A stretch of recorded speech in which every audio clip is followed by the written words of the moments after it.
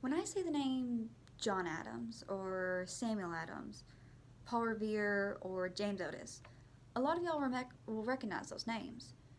If I were to ask you, well, what do these men all have in common? Most of you would say, oh, they were a part of the Sons of Liberty. But these men weren't all there was to the Sons of Liberty. There's actually a lot about the group that many people don't know. Let's start with what most people do know.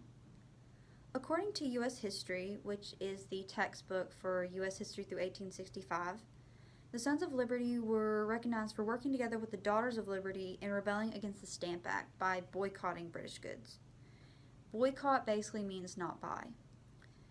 This would happen where the daughters would announce the boycott and the sons would enforce them, usually by using violence. The Sons of Liberty were also the masterminds of the Boston Tea Party, which was something that Samuel Adams took part in.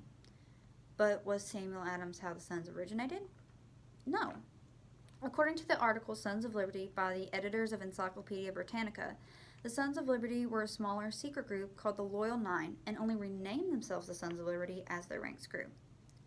This source says it as fact, although there has been some speculation of whether the Loyal Nine were the original Sons of Liberty or whether the Loyal Nine and the Sons of Liberty merged together and the Sons of Liberty had just a very large impact.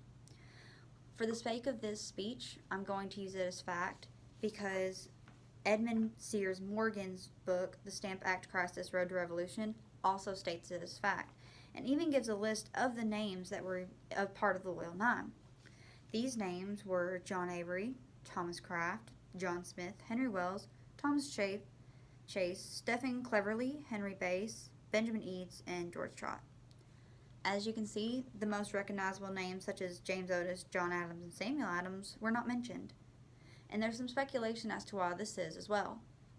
Had they just not joined the group yet? Or were the names deliberately left out to keep attention from coming to the group? This right here is another reason as to why there's speculation as to how the Sons of Liberty originated. If you've never heard the names of the Loyal Nine, that's completely okay. Why, you might ask?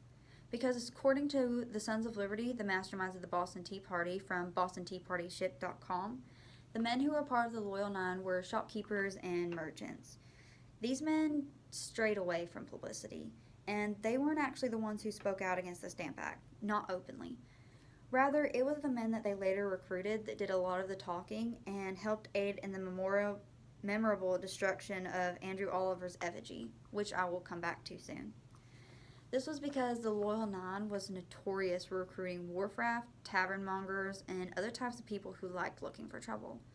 This was because it's easier to get someone who already has a bad reputation to do something less reputable than someone who is at a higher class in society. Going back to Morgan's Stamp Act crisis, just because the names of the nine weren't exactly as well known doesn't mean that they weren't important to the growth of the nine.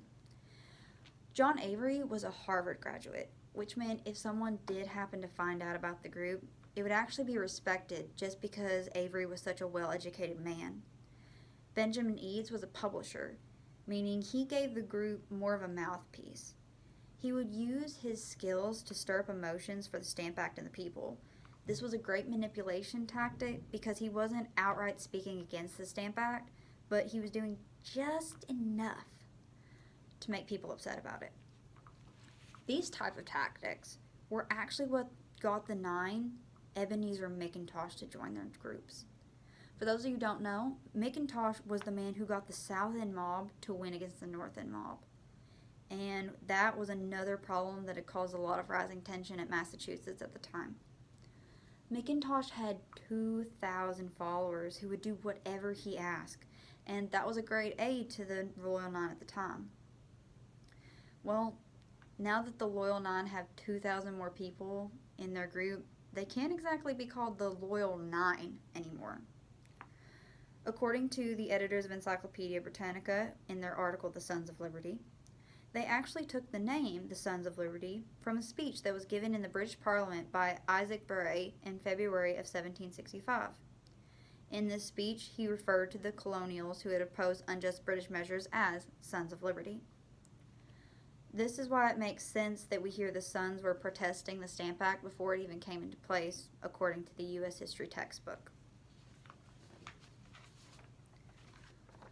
Also, according to American Revolution on Ducksters.com, they also weren't just called the Sons of Liberty. The British also called them the Sons of Violence in order to try and make them have a worse reputation. Whether this really hurt them, it probably didn't, because the Sons were already known for violence. Their reputation wasn't necessarily one that changed through a name that was actually accurate, and it might have even caused more fear of them, which helped a lot when they went on to the effigy of Oliver. According to the U.S. history textbook, this was one of the largest acts of rebellion because Andrew Oliver was the Massachusetts distributor of stamps in August of 1765. What they did was they made an effigy of him, which they hung up, and then they destroyed his house and then cut the head of the effigy off. Our teacher, Miss Pennington, referred to the effigy as sort of a voodoo doll. But I wouldn't really call it a voodoo doll just because there's no reports of witchcraft being used. I see it more as just a doll that they used as sort of a threat because it looked like him. And it did threaten him, and he felt threatened, and he feared for his life. Which is why, according to Who Are the Sons of Liberty by Patrick J. Kiger, when in December of 1765 he got a letter that told him to come by the Liberty Tree in the South End where he was to publicly resign, he complied. A lot of tax collectors actually complied to this. According to Samuel Adams and the Boston Tea Party by David Brooks and Dave Alexander in NewLegendsOfAmerica.com, so many tax collectors resigned, British merchants were able to convince Parliament to repeal the tax. This is great, but it didn't last for long because soon the Townshend Act was put in place. This caused new taxes to be added to tea along with other goods such as paper or glass. Just like before, the Sons of Liberty, specifically Samuel Adams, tried to encourage and enforce people to boycott these British goods. Parliament eventually removed these taxes to everything besides tea. This is why sometimes people will call the Townshend Act the Tea Act. The colonists were not pleased though, because even then they still had to pay taxes on tea. So, according to Rebecca Breach's book's article, The Sons of Liberty, Who Were They, What and What Did They Do, on historyofmassachusetts.com, in New York and Philadelphia, ships were not allowed to dock. In Boston, ship captains were threatened with tarring and feathering, and colonists refused to let 3 ships dock in the harbor. Eventually, though, they did have to comply and let the ships dock because Thomas Hutchinson, who was the governor of Massachusetts, ordered them to let the ships dock. What Hutchinson didn't know is that the Sons of Liberty were banking on him making this order. In response to this, they enacted their plan to dress up as Native Americans and board the ships, which was the Boston Tea Party. They threw over 90,000 pounds of tea into the harbor.